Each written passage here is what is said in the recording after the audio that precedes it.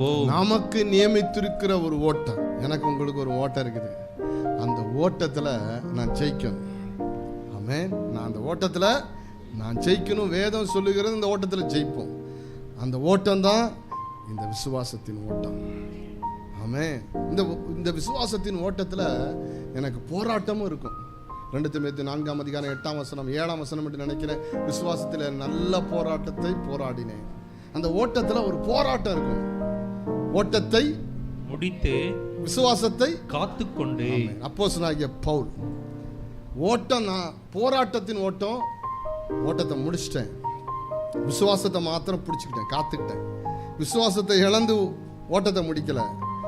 நான் முடிக்கும்போது விசுவாசத்தை காத்துக்கொண்டு ஓட்டத்தை முடித்தேன். கரங்களை உயர்த்தி ஆமென். வாழ்க்கை பயணத்தில் போராட்டங்களும் நெருக்கங்களும் எதிர்ப்புகளும் பிரச்சனைகளும் குறைவுகளும் பலவீனங்களும் வியாதிகளும் எது வேணாலும் வரலாம்.